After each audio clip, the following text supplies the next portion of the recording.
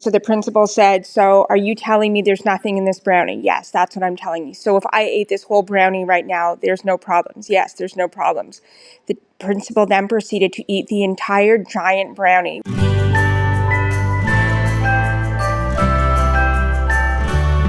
How to survive the classroom. Have you ever wondered what I would say if my mother and my administrators weren't watching every single thing I do on social media? Well, that's exactly what my stand-up show is, and I'm going to be coming to a town near you super soon. You can get tickets at educatorandrea.com/tickets. Hey, teacher besties, welcome to How to Survive the Classroom. I just had the most incredible weekend. So I don't know if I shared with you guys about this last year, but I failed so miserably because last year my husband turned 40. And that's a big birthday, right? Like that's a milestone birthday. People usually go all out. But last summer, I graduated with my doctorate. My husband graduated from Yale. We had a huge party for him, and all of that happened in May. And then in June, we went to Jamaica to celebrate all of that. And then his birthday's in July. And I didn't do anything to celebrate. And I'm usually so good about that. You know, like I have done things like had his old Marine Corps buddies surprise him at an event. I had his brother once surprise us. Like I took Steven, my husband, to Vegas and I surprised him with his brother. And those were not big birthdays. It was just like small birthdays and all of that. And then on his 40th, I just dropped the ball. Life was so crazy. Things were very, very stressful. And I really dropped the ball. So this year I had some making up to do, which is what I did this weekend. I took my husband to Nashville and we went to the Grand Ole Opry. So my husband grew up in Southern Indiana. Like I obviously grew up in San Diego. And so country music and Southern culture and all of that was never something I grew up with. But my husband always talked about the Grand Ole Opry because that is like one of the key locations for country music. It's like Dolly performed there and like that was like one of her home bases for a very long time. And like there's all of these huge names still to this day of country music artists that become a member of the Grand Ole Opry. And the Grand Ole Opry is like almost like a variety show and it's still on the radio and it's still, and some of you guys are like, Andrew, you're getting this all wrong because you're big fans of country music. So I'm sorry if that's the case. I'm talking to the people now who won't know the difference. So it's like a variety show and they feature a couple of artists. And it's a big deal when it is your first time performing at the Opry.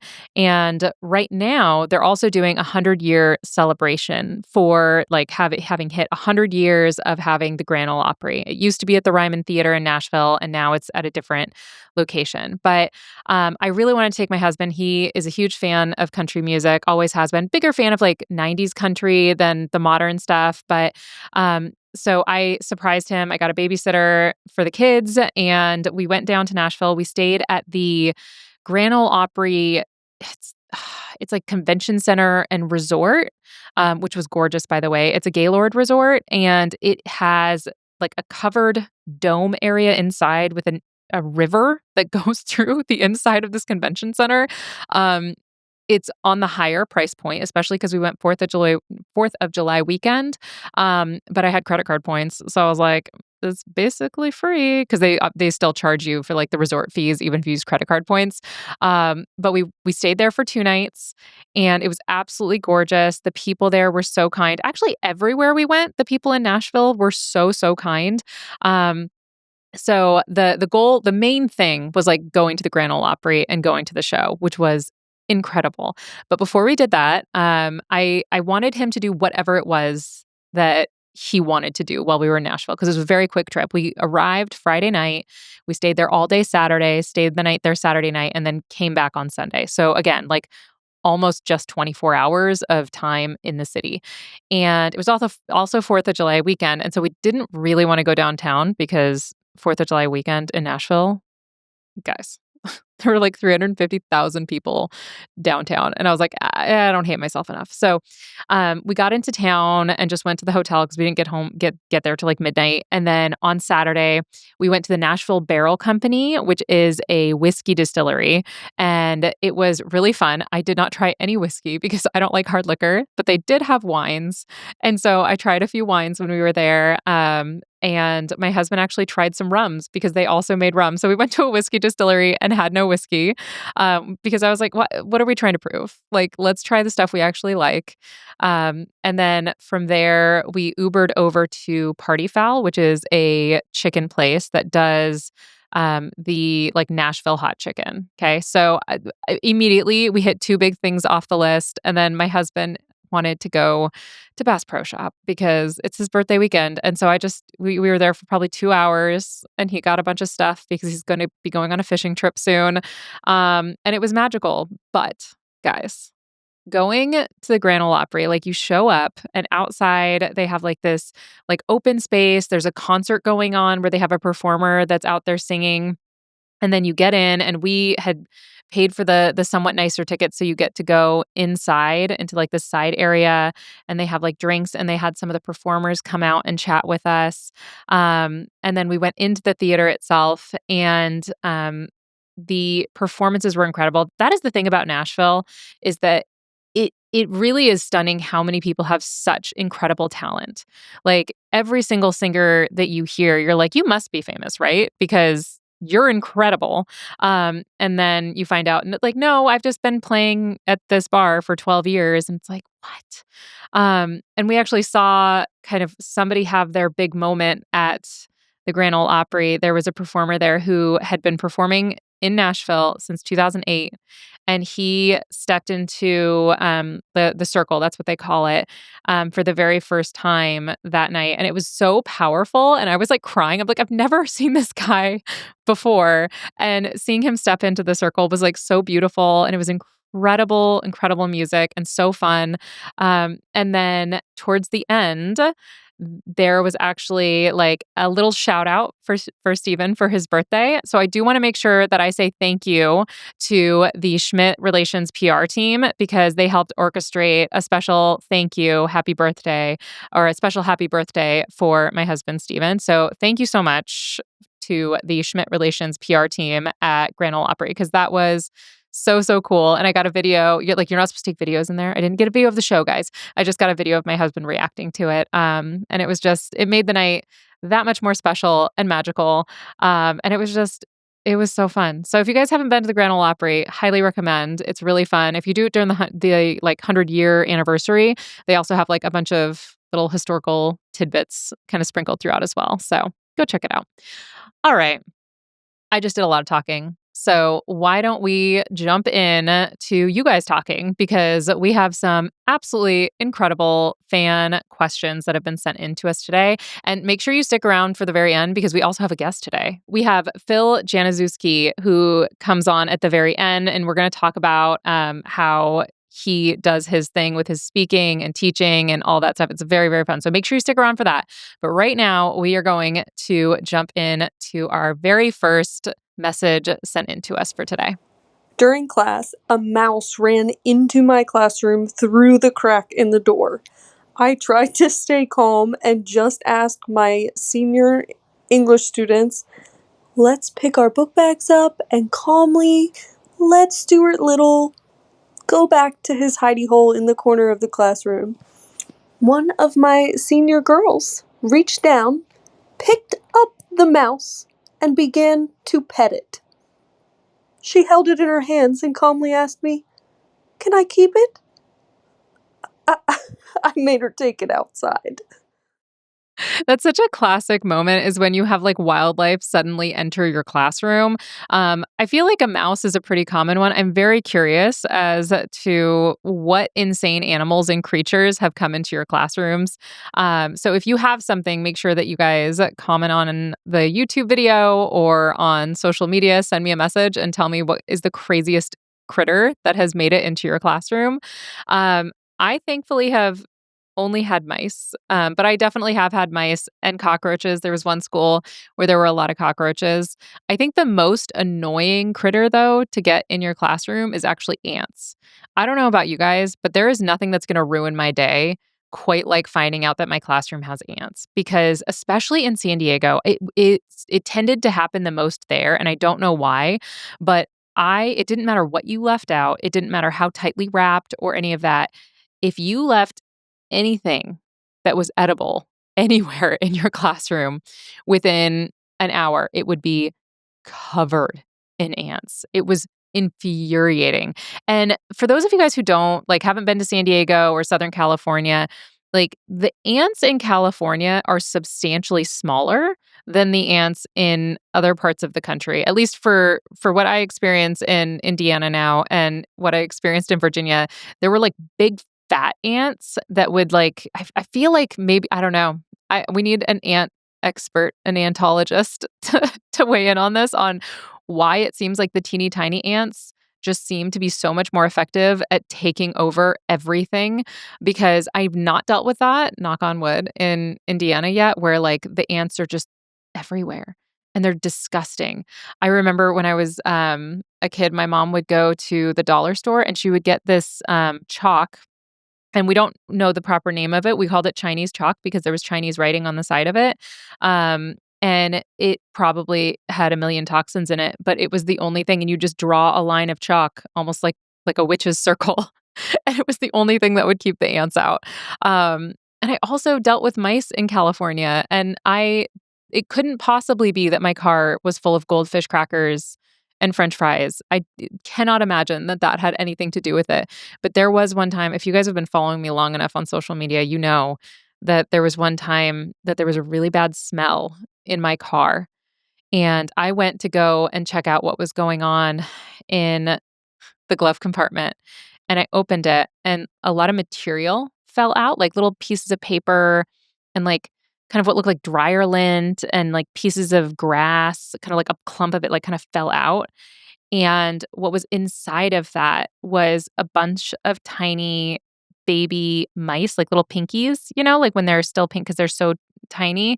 And so what I was smelling, it actually wasn't mice, it was rats. It was like little baby rats. So I was smelling rat placenta in my vehicle, which I don't recommend. It's not the smell. It's not the smell that, you want in your vehicle. And unfortunately, it did happen more than once where there was a rat's nest in my car. And you would just all of a sudden find all of these rat droppings is how you knew it was happening, because we lived in an area of San Diego that was slightly more rural. We weren't like downtown anywhere. And San Diego, like it's built on a desert. And so we're like just, we moved into the rats neighborhood and they decided to make a nest and labor center in my glove box. And so my dad did a lot of work trying to like keep the rats out of my car. But thankfully in my new car, it has not been an issue since we moved to Indiana. But see, it could be worse. It could be worse than a student picking up a mouse. You could have had a rat delivery center in your classroom. So, we count our blessings as they come. All right, let's go ahead and listen to the second voice memo that was sent in this week. Okay, so this is my best teacher friend school. We started teaching together, not my school, but the best teacher story ever. We are both middle school teachers, grade 7 and 8. And in Canada, we do end of year grad trips or end of year grad celebrations for grade 8s. And her end of year grade 8 celebration was going to like a boat cruise of Lake Ontario. We're in Toronto. And they were on the boat cruise, the teachers, the principal, everyone. And some of the kids were acting a little bit weird. And they noticed that they were eating brownies. And so the teachers suspected that one of the girls had brought pot brownies onto the boat.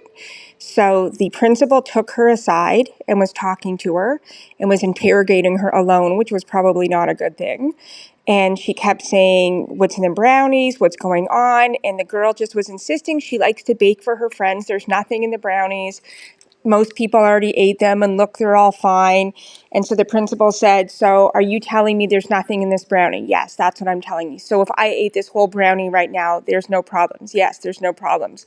The principal then proceeded to eat the entire giant brownie, which of course was laced with pot, and got so high, they had to drag her off of the bus when the kids went back to the parents. The parents wanted to talk to the principal, see how things went, and it was horrific. It resulted in the school board telling her or suggesting to her that she retires, quote unquote, the day after graduation, and that was it. Wait. Wait. That principal got in trouble? How in the world is that on the principal for trying the brownie that she literally was told did not have drugs in it? Like, I feel like I would have done the same thing, maybe? Question mark? I don't know. I generally, I know some people that won't eat any treats that a student brings them ever.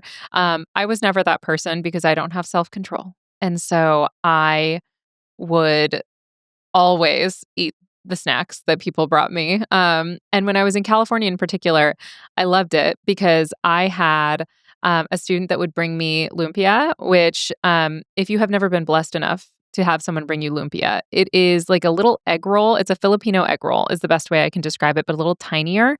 And they are delicious. And I had a student who would bring them to me all the time. It was fantastic. And I always eat stuff that students bring me. I wish I had more details about why that principal got punished for it. I mean, I understand obviously coming back from a field trip high is not ideal. Um, she probably should not have had like she probably should like okay, let me just talk this out with you guys. I'm guessing the proper protocol would be to confiscate the brownies and then test them later. Although I don't know if there exists a test for like I'm not a cop. Like how do you test for weed and brownies? I'm assuming there's some kind of test for it. I know there's like urinalysis that she also could have done is like, okay, anyone who had the brownies, like when you get back, we're gonna, I guess, test you instead of just eating the brownies. But I don't know. What do you guys think? Do you think that she should have gotten fired for accidentally consuming pot brownies after the student swore that she just liked to bake? Like that's not on her. I'm wondering if because she did have such an obvious suspicion and was doing like an interrogation that people are like, sorry, you knew for sure that they were pot brownies and you ate a whole brownie. That shows a lack of judgment. I'm sure that had to be what it was, where they were just like, girl, what are you doing? What are you doing? But I have a little empathy for that administrator because that sounds like the stupid thing that I would do where I'm like, oh, she told me it had no pot in it. And everyone's just being a silly goose today. It's a field trip day. It's silly goose day because I feel like that is something I would do where I'm like, I fear I am very naive with stuff like that sometimes where it's not until much later where I realize and put two and two together where I'm like, that kid was like really tired all the time after lunch. And a student would be like, yeah, they were high every day. You didn't notice their pupils were like gigantic and they were always eating snacks and I'm like, no. No, I did not. I just thought they liked snacks. Like I am pretty naive with that stuff. I always would act like I was very in the know with my students. I would be like, obviously I know when you guys are high, obviously. But I never did. It was pretty much just very occasionally. If somebody was so like debilitatingly high that it was unavoidable to notice, then I would notice and I would report. But most of the time, I'm just like, so and so's being a silly goose. And then I would find out years later, they're like, yeah, that kid was high all the time. I'm like, oh, dang it. I also know that depending on your school, like some schools you can't do anything even if they are high. You just kind of have to be like, "Oh, okay, well, sorry about it." And some schools you have to immediately report.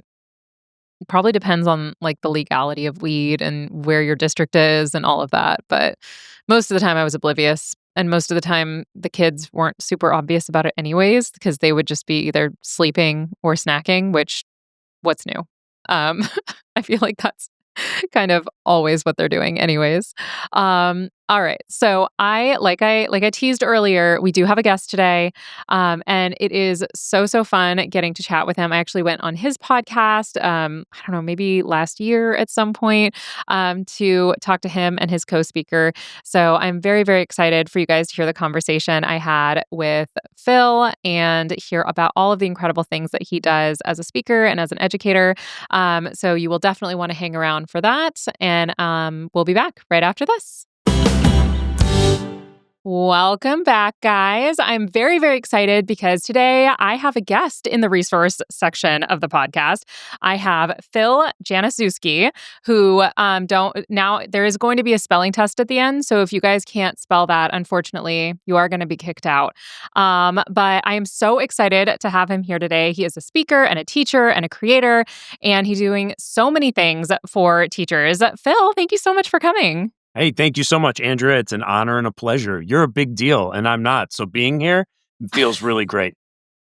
I'm really definitely not a big deal. But I want to hear, first of all, this is the second time we've done a podcast together, but this is the first time you've been on my podcast because I got to go on your podcast. Do you want to share a little bit about what that is? Yeah, myself and my co-speaker, Matt, we're youth speakers, but we love to create 3-minute Q&A, quick, hot-hitting question podcast. That's it. And we bugged Andrea. She was nice enough to jump on and answer some of our random and sincere questions. And we just love having the opportunity to introduce great people to the people we know. It's all about networking and just growing and finding the right people for, who you want to learn from. So that's what we love to do. We call it M&P in under 3. Yeah. And it was truly like so quick and so easy because usually when you get brought on a podcast, it's going to be like an hour of recording sometimes and then you're prepping and all that. I think we were like from start to finish done in 20 minutes, which pretty much never happens. And that would be like on the higher side. It was probably closer to 15. So it was great. You guys should definitely check it out. And you said it's M&P in under 3 is what it's called, right? That's correct. Thank you. Amazing. And so you said you and your co-speaker are both youth speakers. So can you share a little bit about how you got into that and what you teach and all that good stuff? Yeah, for sure. So we accidentally got into the world of motivational speaking in 2013. My co-speaker, Matt, is a school counselor at the school I work at. And we were both chaperoning a leadership retreat. They were short on funds and said, hey, we've got 3 days of great stuff, but we've got this hour opening and no money. Does anyone have anything positive or not dangerous to talk about for an hour? Matt and I, being egotistical males, raised our hand and said, we could probably think of something. We didn't really know each other that well. And they said, perfect, you two figure it out. We took it really seriously. We wanted to pour into the audience and ended up really enjoying it and decided maybe this is a message we could talk to other schools about. And it accidentally caught fire. And now for the last, 12, 13 years, we've been going across the nation, pumping up youth. So yeah, part of the time when I'm speaking to youth with my best bud, Matt, and we're grateful for that journey. It's very lucky. That's so cool. So now what did you teach and what did Matt teach when you guys kind of started this whole journey? Yeah, I've always taught chem and physics in high school. And he was a special ed teacher that was in the self-contained room for quite a few years and then moved into school counseling. So he's had quite a few different unique positions in our school and definitely a perspective that I don't have, with me just being a science teacher to him. So it's really nice to see. We love connecting with teens and helping them build self-confidence. So the fact that we're able to do this and get paid for it too it's kind of mind-blowing sometimes to think about. We're very lucky. Yeah, that's incredible. So when you're going into these schools, like what is the main thing that you're trying to address? Like, because obviously I've seen a few speakers come into usually high schools because that's where I taught, right? Where we would have like a high school speaker come in and sometimes it was incredible and sometimes it just was a complete flop. So I would love to hear like what are the needs that you're addressing when you come in to speak to the youth? Yeah, we walk in high energy always. We have it super interactive, but our main goal is to cultivate confidence. We truly believe that if we can help students get out of their shell, introvert or extrovert, we don't care, but like for students to be able to know a little bit more of who they are and build up that muscle of confidence, students start to realize all the opportunities that are in front of them. A lot of times kids walk through the halls of a high school and they just do that. They just walk through it and do what they're told, but they don't really open up their eyes to all the potential, all the adults they can learn from and just get life advice from, all the clubs, activities that are potentially there that may be shaping them in ways and skills that they could never plan for, but it's just adding to their experiences so that when they do reach an age where they want to find a career or get a job, they're going to have all these experiences to build off of. But in order to do that, it takes confidence to actually try. So a lot Yeah. of times we like to say, embrace the awkward, like, suck it up, get out there and try something new. And the way we love to do that is not boring. We don't lecture the students. We get them into incredibly awkward, uncomfortable situations in front of their peers that to some would be like, I would never do that. That seems humiliating. But by the time they do it and go through it, and we're all laughing, kids are crying because they're laughing so hard. But really what it is it's big energy afterwards. They're like, hey, I did that. I owned it. You were sitting there on the couch judging me, but who was up there doing it? And what it does, it empowers them. Like, listen, if you can do this in front of 900 judgmental teens, like, you can do Right. just about anything. Yeah. And we talk about all these teachers right now in here that are cringing. So many of them would never dare to step out of their comfort zone to do that. And that's not a knock on them, but most people aren't afraid to reach their full potential by taking risks. So Yeah. we love doing it in a comedy driven way so that, they can really start to see, yeah, I guess if I do put myself out there a little more, who knows what could happen in a good way. Yeah. So I would love to hear an example of like what's one of the things that you have the kids do that tends to be like embarrassing or weird or something like that. Mm-hmm. One of our favorite ones is Sweet Thing. Sweet Thing is a CPR dummy with a curly perm wig and sunglasses. And Sweet Thing is sitting in the corner, and we have 3 different guests, participants who volunteer, not knowing what they're going to do. We give them an approach song where they have to walk up to Sweet Thing like you're at a dance. You then have to give Sweet Thing compliments on what you think of Sweet Thing. And then you have to ask Sweet Thing to dance. And we set it up so that like the wig falls off. Sometimes the mannequin's head falls off. It's really awkward. But we give approach music. So like, though they don't really know the reference, but Andrea, we laugh. Like we'll play like Color Me Bad's intro to I Want to Sex You Up. So it's like, ooh. And, So they're all like the adults are walking like loving. Yes. Yeah. So it really is more for the adults, like to humiliate. They think like, oh, you're humiliating my student. This is great. But really, what it shows is a lot of students that sometimes are really shy, but when there's like no turning back, like they get into it. And then they're like, hey, Yeah. girl, I, I like that curly hair, and then they'd like drop a weird pickup line. But, anyways, by the end of it, people who started feeling ordinary like leave legendary.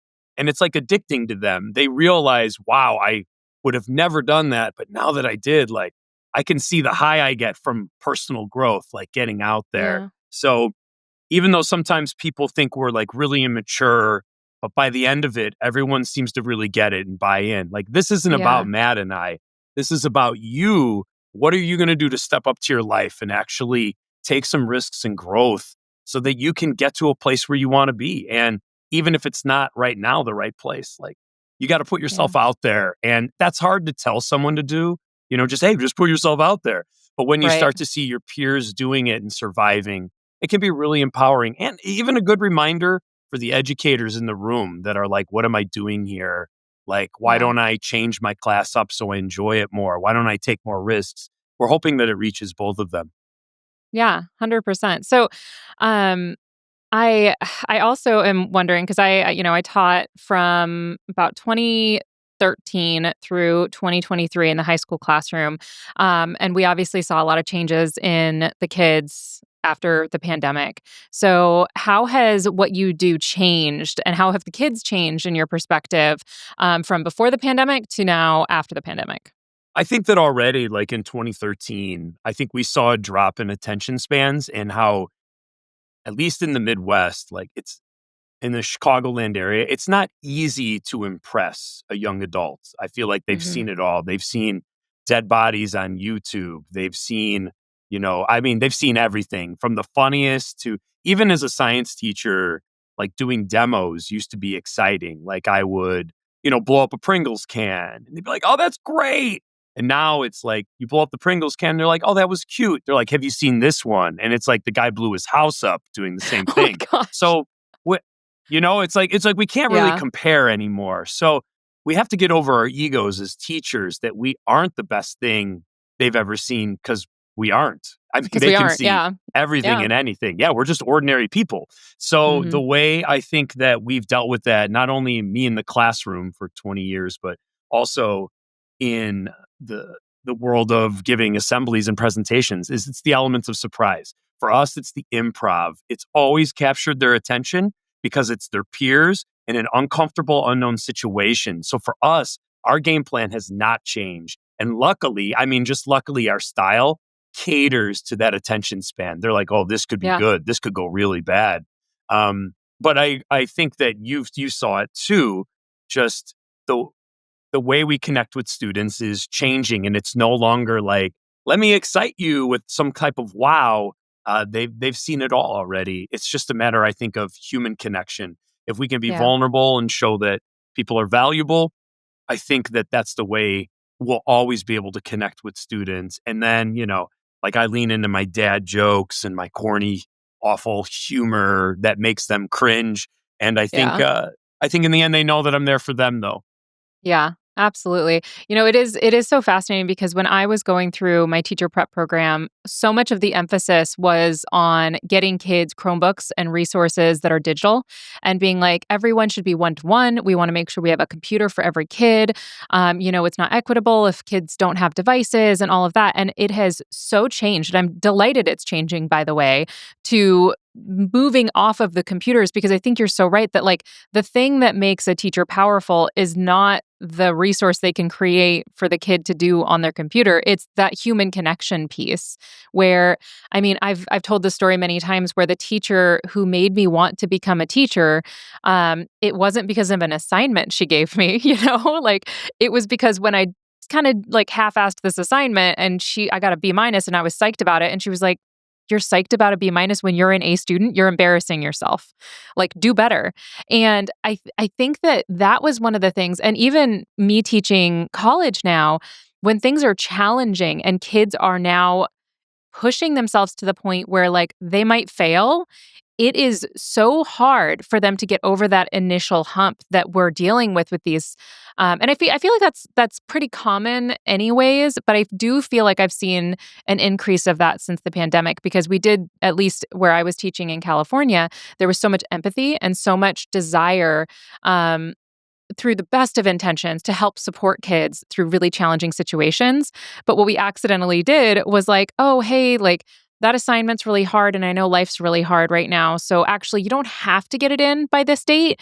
If you just get it to me at all, if your name's on the paper, and you know what, you don't need a zero, we'll give you a 50%. Like all of these things that we did trying to help kids, but I think the unintended message we gave them was, hey, you can't do this, so don't try. Because it's not going to happen. And so I feel like that practice of doing stuff and failing is so important. And I love that you do it in a way that is like very silly and self-deprecating and all of that. Has there ever been a time where you guys tried to do it, like you tried to do your normal thing, and like a kid ran off crying, or it like really, really tanked and you had to move on to something different?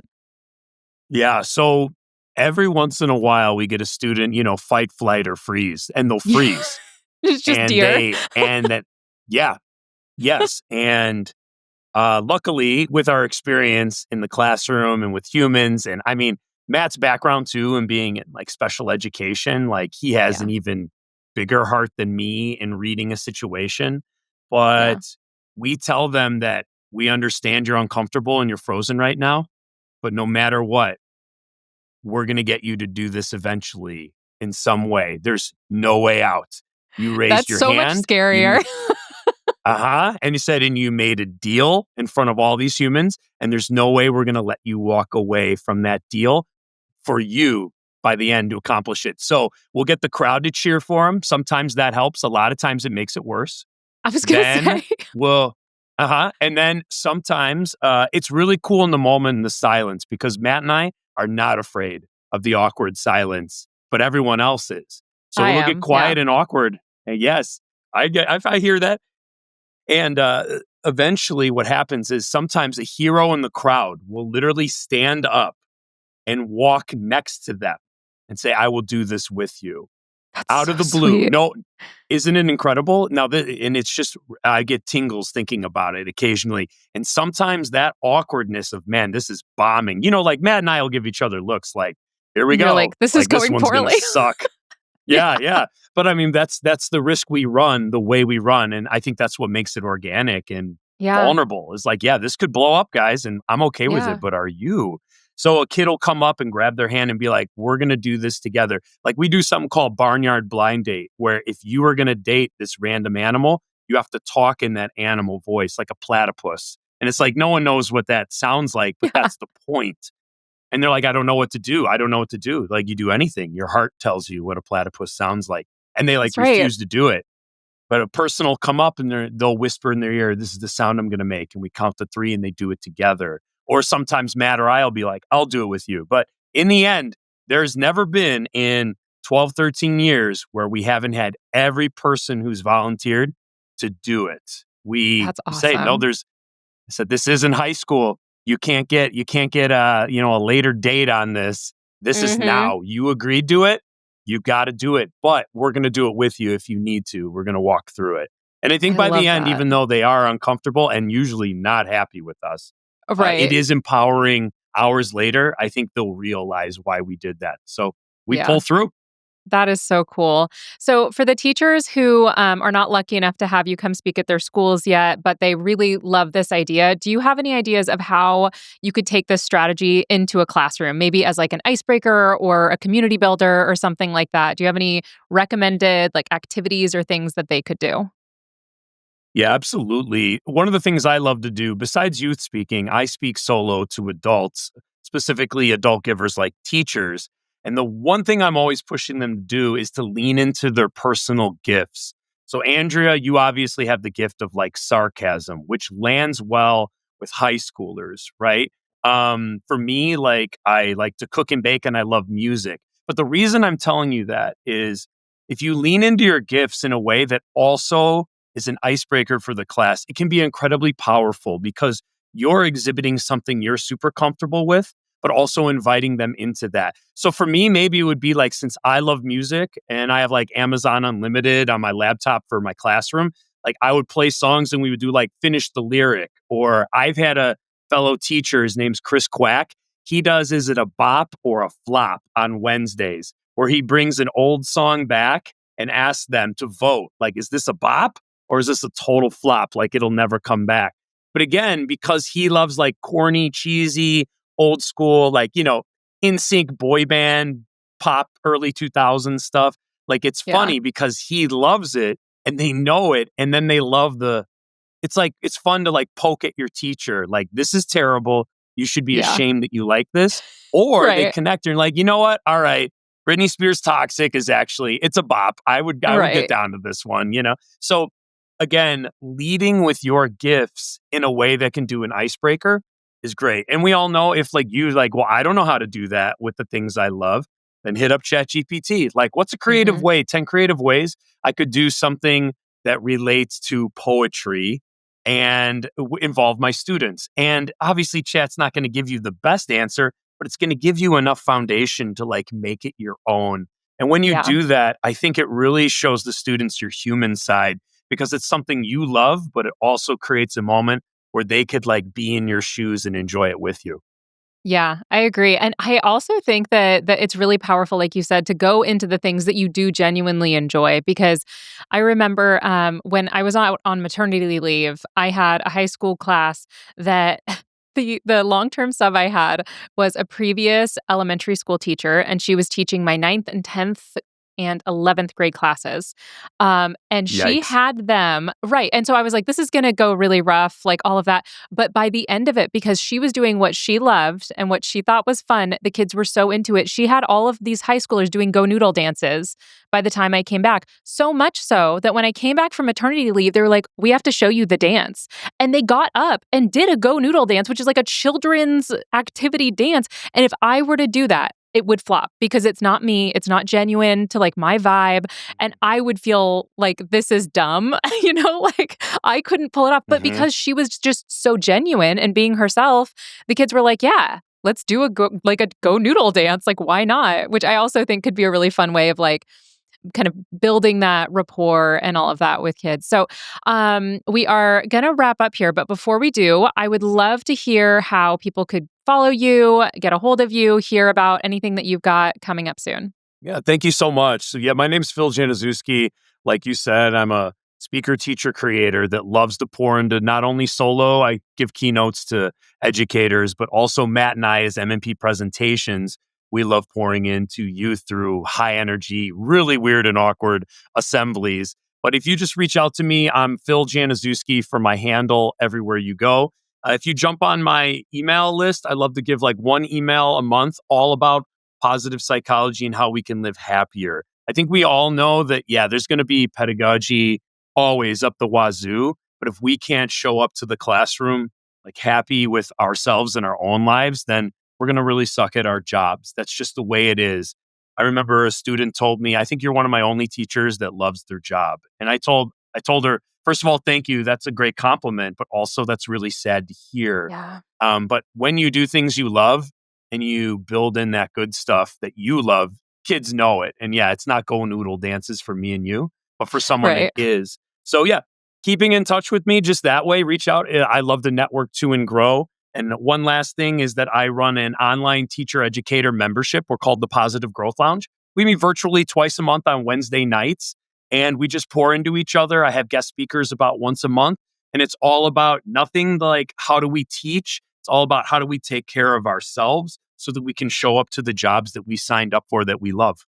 Yeah, I love that. Well, again, Phil, thank you so much for coming. Guys, please go check him out. He puts out awesome stuff, and the podcast and his co-speaker are both just awesome people. So make sure you go and follow him and check him out. Thank you so much, Andrea. Yeah. All right, guys, we will be right back.